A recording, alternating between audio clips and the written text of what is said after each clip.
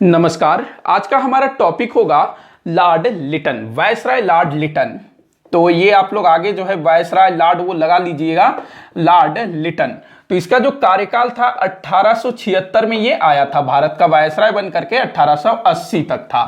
देखिए लिटन के टाइम पे ना बहुत सारी ऐसी ऐसी घटनाएं घटित हुई थी जो अक्सर परीक्षाओं में पूछा जाता है। सबसे पहले तो इसके टाइम पर अकाल पड़ा था, भयंकर अकाल पड़ा था, और उसी समय इसने दिल्ली में दरबार लगा दिया था महारानी विक्टोरिया को सम्मानित करने के लिए। उसके बाद फिर वर्नाक्यूलर प्रेस एक्ट आया, जहां से बहुत बार क्वेश्चन पूछा गया है। शस्त्र अधिनियम इसी के समय आया।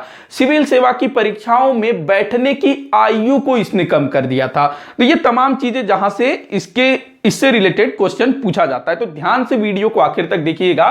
तो देखिएगा जो लिटन है ना, जब ये वायसराय बना 1876 में, तो उससे पहले इसको एक बार क्या कहते हैं, अपना जो मद्रास है वहां के गवर्नर के पद का ऑफर इसको मिला था। कब? इससे पहले, लेकिन इसने उसको अस्वीकार कर दिया। कहते हैं इसका तबियत वगैरह खराब हो गया था, तो उसको इसने ज्वाइन नहीं किया मद्रास के गवर्नर के पद को। तो जब इसको वायसराय का पद मिला तो भाई कैसे छोड़ेगा, पूरे भारत का एक तरह से सम्राट बन जाएगा, प्राइम मिनिस्टर बन जाएगा उस टाइप से। तो 1876 से 80 भारत का वायसराय रहा। ये ना बहुत अच्छा कवि था, उपन्यासकार था, निबंध लेखक था, और उस जमाने के साहित्यकारों में इसकी अच्छा खासा इसका स्थान था। तो साहित्यकार था। तो एक ये चीज आप लोग ध्यान रखेंगे कि आपसे पूछा जा सकता है कौन सा वायसराय जो है साहित्यकार था, कवि था, उपन्यासकार था, निबंध लेखक था। तो लॉर्ड लिटन, साहित्य के क्षेत्र में इसको एक नाम दिया गया था, वो आपसे पूछा जा सकता है। ओवन, जिसमें खाना गर्म करते हैं, माइक्रोवेव ओवन, वही वाला आप याद रखेंगे। मैरी डिथ, ये इसको साहित्य के क्षेत्र में नाम प्राप्त हुआ था। तो ये इसको ध्यान रखिएगा। इसने लॉर्ड मेयो द्वारा शुरू किए गए वित्तीय विकेंद्रीकरण को आगे बढ़ाया। लॉर्ड मेयो, जिसकी हत्या हो गई थी अंडमान निकोबार द्वीप समूह में शेर अली अफरीदी नामक व्यक्ति ने हत्या कर दी थी। अच्छा, मैंने शायद ना खाली शेर अली बताया है, उसमें आप लोग अफरीदी भी जोड़िएगा। शेर अली अफरीदी, उसने जो है लॉर्ड मेयो की हत्या की।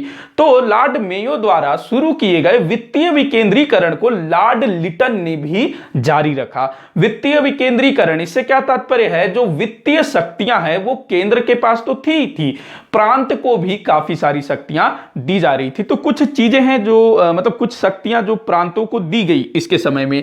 एक तो था भूमि कर, उसके बाद था उत्पादन कर, उसके बाद आबकारी टिकटें, कानून और व्यवस्था, साधारण व्यवस्था, इन सब चीजों पर अधिकार दिया गया। किसको? प्रांत को, वित्तीय अधिकार। और इनका खर्च चलाने के लिए, मतलब कि इन विभागों में जो भी वो काम करेंगे उसका खर्च चलाने के लिए अब क्या किया गया, इन विभागों से जो आय प्राप्त होती थी उसका एक निश्चित भाग इनको दिया जाएगा। पहले क्या होता था, अनुदान दिया जाता था, एक निश्चित राशि तय होती थी, 1000 रुपए है तो 1000 रुपए हर महीना प्रांत को मिलता था। लेकिन अब क्या किया गया कि इन विभागों से जितना भी पैसा कमाई होगा, इनकम होगा, उसमें से एक हिस्सा दिया जाएगा। मतलब कोई फिक्स किया जाएगा कि 25%, 40%, 50%, जो भी है, अलग अलग प्रांतों के लिए अलग अलग था, तो तब फिक्स किया जाएगा। तो इससे यह आशा व्यक्त किया गया कि इस व्यवस्था से जो प्रांत हैं वो अपने विभागों के आय में वृद्धि का प्रयास करेंगे, क्योंकि भाई उनका आय जितना ज्यादा होगा उनको उतना हिस्सा मिलेगा। अगर 100 रुपए कमाएंगे तो 50% के हिसाब से मात्र 50 रुपए मिलेगा, 1000 रुपए आय होगा तो 500 रुपए मिलेगा, इस टाइप से। तो वित्तीय विकेंद्रीकरण को इसने जारी रखा और प्रांतों को पहले से अधिक शक्तियां इसने दी थी। तो ये चीज को आप लोग ध्यान में रखिएगा। इसके बाद देखिएगा नमक पर ना काफी कर लगाते थे अंग्रेज, और महात्मा गांधी जी ने तो नमक कर को तोड़ने के लिए दांडी यात्रा भी किया था। तो क्या था कि जो लॉर्ड लिटन था इसके समय में, हालांकि इसके समय में नहीं, इससे पहले से ही जो नमक पर जो कर लिया जाता था अलग अलग प्रांतों में, अलग अलग क्षेत्रों में अलग अलग था। मान लो बंबई में अलग है, मद्रास में अलग है, मैसूर में अलग है, हैदराबाद में अलग है, बंगाल में अलग है, पंजाब में अलग है, सब जगह जो है अलग अलग टैक्स लिया जाता था। कहीं पर 10% ले रहे हैं, कहीं पर 5% ले रहे हैं, कहीं पर 20% 5% ले रहे हैं। तो इससे क्या हो रहा था, जहां पर अधिक कर होगा नमक पर तो वहां पर नमक का जो मूल्य होगा अधिक होगा, लेकिन जहां पर नमक पर कम कर लगाया जा रहा है तो वहां पर नमक का मूल्य भी कम होगा। तो ऐसे में क्या होता था, जहां पर महंगा होता था ना तो वहां पर स्मगल किया जाता था, चोरी छिपे ले जाया जाता था, तो नमक का कालाबाजारी बहुत हो रहा था। तो इस चीज को रोकने के लिए लॉर्ड लिटन ने क्या किया, पूरे भारत में नमक पर एक समान कर लगाने का प्रयास किया। तो उसने जो है नमक पर एक समान कर लगाया। ध्यान रखेंगे इस चीज को, ये उसके वित्तीय और आर्थिक सुधारों के अंतर्गत आएगा। इसके बाद जो अगला चीज आप लोगों को याद रखना है, मुक्त व्यापार की नीति को इसने अपनाया। मुक्त व्यापार की नीति, खुले व्यापार की नीति। इसने क्या किया, 29 प्रकार के करों को समाप्त कर दिया। 29 वस्तुओं से आयात कर को समाप्त कर दिया। 29 प्रकार के कर नहीं, 29 वस्तुओं से इसने आयात कर को समाप्त कर दिया। आयात और निर्यात, इसमें आप लोगों को फर्क पता होना चाहिए। आयात, निर्यात। आयात मतलब आना, इससे आप लोग आयात को समझ सकते हो। आना मतलब अपने देश में किसी चीज को लाना, वो क्या कहलाएगा, आयात। मंगाना मतलब बाहर से, दूसरे देश से अपने देश में कोई चीज मंगाना, कोई चीज आने देना, कोई चीज आने देना, वो क्या कहलाएगा, आयात। वही निर्यात, निर्यात मतलब अपने देश से किसी वस्तु को बाहर भेजना, मतलब बाहर निकालना, निकालना, तो इससे क्या, निर्यात। तो आयात कर, 29 वस्तुओं के आयात कर को समाप्त कर दिया। इसके अलावा इसने क्या किया, ब्रिटेन के जो कपड़ा फैक्ट्री वाले थे ना, जो कारखानों में कपड़ा बनाते थे, सूती कपड़ा, तो वो जो है भारत में आता था बिकने के लिए, तो उस पर जो आयात कर लगता था भारत में, उसको उसने समाप्त कर दिया। मतलब कि भाई जो ब्रिटेन से जो कपड़ा आएगा उस पर कोई टैक्स नहीं देना पड़ेगा, आयात कर नहीं देना पड़ेगा। अब वो यहां भारत आएगा, सस्ते में बिकेगा, तो भारत के जो कारीगर थे उस समय, जो बचे खुचे थोड़ा बहुत भी बनाते थे, तो उनका भी काम ठप, वैसे तो पहले से ही ठप चल रहा था। तो इस तरह से उसने जो है सूती वस्त्रों पर आयात कर को भी समाप्त कर दिया। तो ये चीज था। इसके बाद देखिएगा, इसके समय में भयंकर अकाल पड़ा, ये पूछा जाता है। अकाल पड़ा 1876 से 78 के बीच। 1876 से 78 के बीच अकाल पड़ा। अकाल मतलब क्या होता है, पानी मतलब बारिश नहीं होगा, सूखा पड़ जाएगा, उसके बाद फिर फसल नहीं होगा। अब फसल नहीं होगा तो भाई किसान का जीवन कैसे चलेगा। तो इससे अधिकतर ना जो किसान लोग हैं, ग्रामीण क्षेत्र में जो रहने वाले लोग हैं, उस पर भी अधिकतर गरीब तबके के लोग, जो कि हर साल फसल उत्पादन करते हैं और उसी से अपना गुजारा चलाते हैं, तो वैसे लोग इससे बहुत ज्यादा प्रभावित होते हैं। अब का समय तो ऐसा आ गया है कि अब अकाल जैसी स्थितियां उत्पन्न नहीं होती है, फिर भी सूखा वगैरह पड़ता है, बारिश वारिश नहीं होता है, तो फसल जो है नहीं होती है। लेकिन अभी की जो सरकारें हैं वो काफी मुआवजा भी देती है। देखो अभी का जो किसान है ना, भले आज भी किसान शोषित है, पूरी तरह से संतुष्ट नहीं है, लेकिन पहले की तुलना में ना आज का जो दौर है किसान के लिए थोड़ा ठीक है, क्योंकि आज किसान को किसी तरह का कोई टैक्स देना नहीं पड़ता है। हालांकि फिर भी उसके ऊपर बहुत सारे अत्याचार हो रहे हैं, बेचारे को कई बार ऐसा होता है उसके साथ कि जहर खा के मर जाना पड़ता है। किसान की स्थिति आज भी लगभग वैसी है, लेकिन पहले की तुलना में थोड़ी सी सुधरी है। तो अकाल में किसान जो है भूखे मर रहे थे। ये अकाल कहां कहां पड़ा था ये पहले जान लीजिएगा। मद्रास में था, मैसूर में था, हैदराबाद में था, बंबई में था, पंजाब में था, मध्य भारत में था, या कहीं मध्य प्रांत। वैसे तो और भी स्थानों पर पड़ा था, लेकिन इन सभी क्षेत्रों में थोड़ा ज्यादा था, और लोग जो है भूख से मर रहे थे। 5 करोड़ 80 लाख लोग इससे प्रभावित थे, ऐसा बताया जाता है। रमेश चंद्र दत्त, आरसी दत्त, इन्होंने बताया है कि लगभग 50 लाख लोग एक ही वर्ष में भूख से मर गए थे। तो बहुत बड़ा आंकड़ा होता है 50 लाख भूख से मर जाना, वो भी भारत जैसे देश में जहां पर खेती लायक इतनी जमीन है। लेकिन उस समय की जो सरकार थी, लॉर्ड लिटन वायसराय, इसने जो है सहायता करने का प्रयास तो किया, लेकिन अनमने ढंग से, मतलब उसको मन नहीं था, बेमन से इसने जो है सहायता करने की कोशिश की, और जितनी सहायता की गई ना बिल्कुल बिल्कुल भी कम था, बहुत बहुत कम था जो हेल्प हुआ था। तो अकाल से लोग काफी मरने लगे। इसने क्या किया, अकाल की जांच करने के लिए एक अकाल आयोग गठित किया, मतलब कि इस तरह की स्थिति अगर आगे उत्पन्न होती है तो इससे बचा जा सके। एक व्यक्ति का नाम याद रखेंगे, स्ट्रैची। तो इसी के नेतृत्व में, स्ट्रैची की अध्यक्षता में अकाल आयोग गठित किया गया। यहां पर आयोग आप लगा दोगे तो बन गया अकाल आयोग। तो स्ट्रेची के नेतृत्व में अकाल आयोग गठित किया गया और स्ट्रेची ने सारी स्थितियों का जांच पड़ताल किया और उसके बाद इसने कुछ सलाह दिए थे। पहला जो चीज था ये था कि जो अकाल पीड़ितों को मुफ्त में मदद की जा रही है, उनको राशन दिया जा रहा है, कपड़े दिया जा रहा है जो मुफ्त में, फोकट में। तो स्ट्रेची ने बोला कि ये जो मुफ्त सामग्री बांटी जा रही है केवल उन लोगों को दिया जाना चाहिए जो कि असमर्थ निर्धन व्यक्ति हो। असमर्थ से तात्पर्य, मान लो कि मैं भी अकाल पीड़ित हूं लेकिन मेरे जो हाथ पैर हैं सलामत है, मैं स्वस्थ हूं, लेकिन मैं भी जो है 4 दिन से खाना नहीं खाया हूं, लेकिन मुझको नहीं मिलेगा। जो असमर्थ है, जिसका शरीर जो है लगभग जवाब दे चुका है, तो वैसे लोगों को सहायता करो, मुफ्त वाला काम। ये उसने बोला पहला चीज। दूसरा चीज उसने बोला कि जो एकदम स्वस्थ है, जैसे कि मैं स्वस्थ हूं, हाथ पैर सलामत है, चल फिर रहा हूं, भले मैं 2-3-4 दिन से खाना नहीं खाया हूं, लेकिन मेरा जो शरीर है दिखने में स्वस्थ है। तो इसने बोला स्ट्रेची ने, जो व्यक्ति स्वस्थ है, हट्टा खट्टा है, वैसे व्यक्तियों को मुफ्त सहायता नहीं दिया जाना चाहिए। वो जो है मजदूरी करके अपना पेट पाल सकता है। भाई कहां से उसको मजदूरी मिलेगा? कौन सा वहां उद्योग लगा हुआ है? जो भी कुटीर उद्योग थे, हस्तकरघा, वो सबको पहले ही नष्ट कर चुके हो। और किसान गांवों में कौन सा उद्योग होता है? अधिकतर लोग तो खेतों में ही काम करते हैं। जिसके पास जमीन नहीं होता है वो भी वहां मजदूरी करता है। अब भाई खेतों में फसल नहीं हो रहा है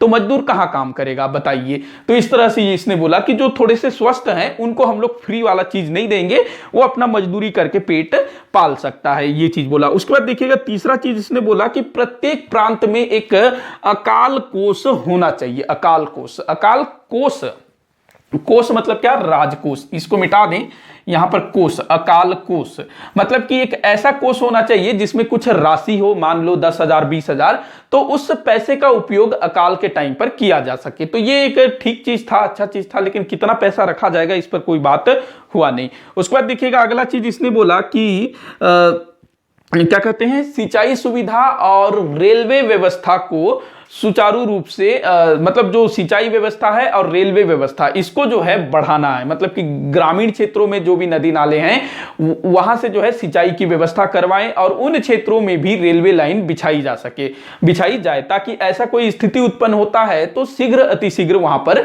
मदद पहुंचाई जा सके। तो ये चीज बोला। तो तीसरा और चौथा चीज तो ठीक है, अकाल कोष और ये जो सिंचाई सुविधा, रेलवे लाइन। लेकिन जो पहला चीज उसने बोला ना कि जो मुफ्त में जो हम लोग सहायता देंगे वो केवल बीमार लोगों को, ज्यादा जिसको जरूरत है उसको देंगे, ठीक है ये भी। लेकिन जो स्वस्थ है, भाई बोल रहे हो कि वो मजदूरी करके अपना पेट पाल सकता है, कहां से मजदूरी करेगा? उसको रोजगार कहां मिलेगा? इस चीज को तो देखो। तो ये चीज था। तो अकाल आयोग, अच्छा ये ठीक है, अकाल पड़ा, हेल्प उसने नहीं किया, या किया भी तो बहुत किया, मतलब हेल्प अगर किया भी तो बहुत कम किया, चलो कोई बात नहीं। लेकिन इसी समय, जिस समय ये अकाल पड़ा हुआ था ना 1876-78 के बीच में, इसी समय लॉर्ड लिटन ने एक ऐसा काम किया जिसके लिए उसकी बहुत बहुत ज्यादा आलोचना हुई कि मतलब भाई देश में लोग भूख से मर रहे हैं और ये पैसा पानी की तरह बर्बाद कर रहा है। 1 जनवरी 1877 क्या किया इसने? दिल्ली में भव्य दरबार का आयोजन किया, जिसको दिल्ली दरबार के नाम से जाना जाता है। इसमें पैसा पानी की तरह बर्बाद कर दिया गया। देखो क्या था इस दिल्ली दरबार का उद्देश्य? तो जो ब्रिटेन की महारानी थी, महारानी विक्टोरिया, जो कि भारत की साम्राज्ञी थी, तो इसको जो है औपचारिक रूप से, मतलब 1858 में उसको बोल दिया गया कि हाँ ब्रिटेन की महारानी जो है भारत की सम्राट होगी, भारत की साम्राज्ञी होगी। लेकिन यहां पर दिल्ली दरबार में उसको एक तरह से उपाधि दी गई, केसर-ए-हिंद की, कैसर-ए-हिंद। और साथ ही साथ औपचारिक रूप से भारत साम्राज्ञी इसको घोषित किया गया। सॉरी, कैसर-ए-हिंद की उपाधि दी गई, साथ साथ में औपचारिक रूप से भारत की साम्राज्ञी घोषित किया गया महारानी विक्टोरिया को। तो अब ये जो कार्यक्रम आयोजित हुआ था, दिल्ली दरबार का कार्यक्रम, तो उस समय भारत में जितने भी देशी रियासत थे ना, लगभग 562 या 560 या 562 के आसपास थे, काफी बड़ी संख्या में थी। तो उन सब राजा महाराजाओं को यहां पर आमंत्रित किया गया था, वो भी जबरदस्ती, आना जरूरी है, कंपलसरी। तो सब आए हुए थे। अब राजे महाराजे आएंगे तो भाई उनके रहने के लिए, स्वागत सत्कार के लिए सारा कुछ जो है किया गया, बहुत सारा पैसा इसमें बर्बाद कर दिया गया। जबकि वही पैसा कहां खर्च हो सकता था? अकाल में खर्च हो सकता था। तो अब ये चीज हुआ, अकाल, दिल्ली दरबार। तो अब जो है उस समय भारत में जो समाचार पत्र प्रकाशित होते थे, जो कुछ लोग थे राष्ट्रवादी टाइप के लोग, जो इस टाइप की चीजों की आलोचना करते थे। तो उन्होंने इस चीज की बहुत आलोचना की कि देश जो है भूख से मर रहा है और यहां दिल्ली दरबार लगा करके पैसा को बर्बाद कर रहे हो। समाचार पत्रों में खुल करके लिखा जाने लगा। अब जो है लिटन ने क्या किया कि जो समाचार पत्र है वो मेरे बारे में लिख रहा है, ऐसा लिख रहा है, उसको लगा होगा, तो इसने क्या किया, समाचार पत्रों का मुंह बंद करने की कोशिश की और मुंह बंद करने वाला एक अधिनियम पारित किया जिसको वर्नाक्यूलर प्रेस एक्ट के नाम से जाना जाता है। देसी भाषा समाचार पत्र अधिनियम, इस पर मैंने डिटेल में चर्चा किया हुआ है, फिर भी मैं थोड़ा सा बता देता हूं। वर्नाक्यूलर प्रेस एक्ट, देसी भाषा समाचार पत्र अधिनियम, वर्नाक्यूलर, ये अंग्रेजी में है वर्नाक्यूलर प्रेस एक्ट, वैसे मैं लिख तो हिंदी में रहा हूं। वर्नाक्यूलर प्रेस एक्ट 1878, हिंदी में बोलेंगे देसी भाषा समाचार पत्र अधिनियम या फिर भारतीय भाषा समाचार पत्र अधिनियम। इस अधिनियम का, इस एक्ट का उद्देश्य क्या था, जो भारतीय भाषा में प्रकाशित होने वाले समाचार पत्रों पर पाबंदियां लागू करना। विशेष करके ना एक समाचार पत्र था सोम प्रकाश, सोम प्रकाश, ये बंगाली भाषा में प्रकाशित होता था, सोम प्रकाश। और इसके प्रकाशक कौन थे, संपादक कौन थे, तो ईश्वर चंद्र विद्यासागर, वही ईश्वर चंद्र विद्यासागर जिन्होंने 1856 में लॉर्ड कैनिंग के समय में विधवा पुनर्विवाह अधिनियम लागू करवाया था। तो ये 1859 से बंगाली भाषा में प्रकाशित होता था, सोम प्रकाश।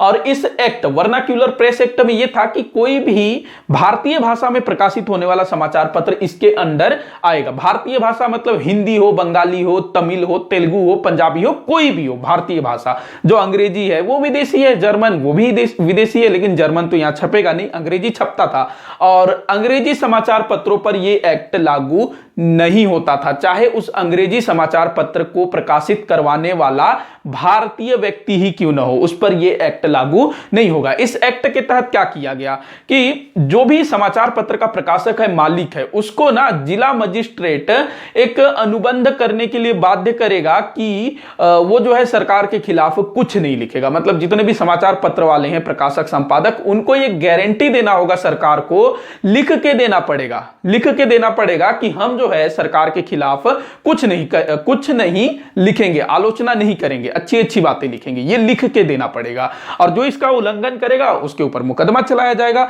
इसके बाद ये बोला गया कि जो जिला मजिस्ट्रेट है उसका निर्णय ही अंतिम होगा, कहीं पर किसी के पास कोई अपील नहीं किया जा सकता, ये बोला गया। तो ये चीजें थी। तो इसी चीज को ना भारतीयों ने मुंह बंद करने वाला अधिनियम बोला, क्योंकि देखो भाई, आप लिख के देने को बोल रहा है कि लिख के दो, सरकार की आलोचना नहीं करोगे, मतलब सरकार कुछ भी करती रहे उसका आलोचना नहीं करना है क्या। अभी देखो हमारी जो सरकार है, मोदी गवर्नमेंट हो या फिर कोई भी सरकार हो, चाहे कांग्रेस की हो, भाजपा की हो, तो जो मीडिया है, यहां तक कि आम जनता, वो भी खुल करके बोल सकती है ना, लोकतंत्र है। कई सारे यूट्यूब चैनल में भी लोग जो है सरकार की आलोचना करते हैं। देखो, आलोचना होनी चाहिए, जो बुरी चीज है, गलत चीज है, उसकी आलोचना होनी चाहिए, और जो अच्छी चीज है उसकी तारीफ होनी चाहिए। लेकिन ये लोग क्या बोल रहे हैं, नहीं, तुम आलोचना नहीं कर सकते, हमारी तारीफ ही करो, अच्छी बातें लिखो, ये बोल रहा है ये। तो इसको क्या बोला गया, मुंह बंद करने वाला अधिनियम। तो सोम प्रकाश के विरुद्ध इसको लाया गया था। अच्छा, एक समाचार पत्र का नाम याद रखेंगे, बड़ा, अमृत बाजार पत्रिका, अमृत बाजार पत्रिका, ये बंगाली में निकलता था, 1868 से निकलना शुरू हुआ था।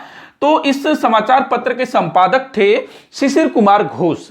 तो शिशिर कुमार घोष ने अपने समाचार पत्र को इस अधिनियम से बचाने के लिए क्या किया, रातों रात भाषा ही बदल लिया। बंगाली भाषा में निकलने वाला पत्रिका अगले दिन से अंग्रेजी भाषा में प्रकाशित होने लगा। तो आपसे पूछा जाता है कि जो अमृत बाजार पत्रिका है, जिसकी शुरुआत 1868 में हुई थी, ये बंगाली में, उसके बाद दूसरा दिया हुआ होता है 1878 अंग्रेजी, जहां पर वो दिया हुआ होता है ना समाचार पत्रों का लिस्ट, तो ऐसे दिया हुआ मिलेगा आपको।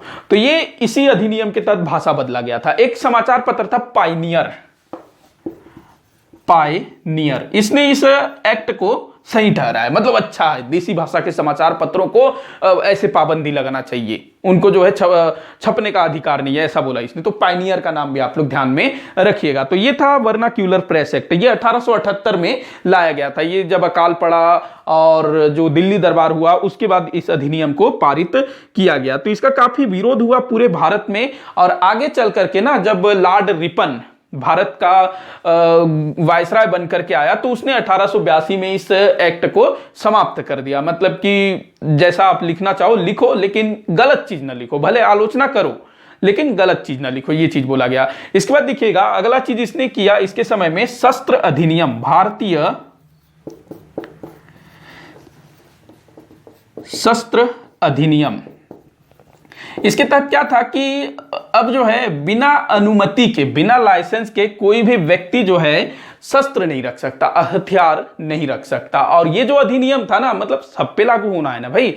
जैसे कि 1858 के अधिनियम में क्या बोला गया था, भारत में रहने वाले सभी लोग, चाहे वो यूरोपीय हो, अंग्रेज हो, चाहे भारतीय हो, कोई भी हो, उस पर ये लागू होता है बोला गया था ना। जबकि यहां पर क्या था, ये वाला जो अधिनियम है केवल भारतीयों पर लागू था, भारत में रहने वाले यूरोपियों पर यह लागू नहीं होता था। इसके अलावा कुछ ऐसे भारतीयों पर भी यह अधिनियम लागू नहीं होता था जो अंग्रेजों के चापलूस थे, अंग्रेजों के चाटुकार थे, वो लोग हथियार लेके घूम सकते थे। लेकिन जो सामान्य जनता थी ना, जो थोड़े से अंग्रेज सरकार की आलोचना करती थी, वैसे लोगों के पास कोई भी हथियार दिख जाए पकड़ के ले जाकर ढक देते थे।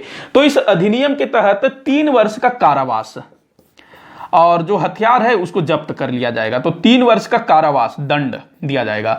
तो इसमें भेदभाव वाली नीति थी, मतलब केवल ये भारतीयों के लिए था, बाकी जो यूरोपीय थे, सरकारी कर्मचारी थे अंग्रेज, उन पर ये लागू नहीं होता था। और कुछ गिने चुने भारतीय जो अंग्रेजों के चाटुकार थे, उन पर ये लागू नहीं होता था। तो इस चीज का भी विरोध किया गया। हालांकि लाइसेंस होना चाहिए, हथियार आप रख रहे हो, लाइसेंस होना चाहिए, लेकिन उसको सही तरीके से तो लागू करो ना भाई, सबके लिए एक होना चाहिए। ये नहीं कि कुछ जो है नहीं रख सकते, कुछ रख सकते, ये तो गलत है। तो ये शस्त्र अधिनियम इसके समय आया था।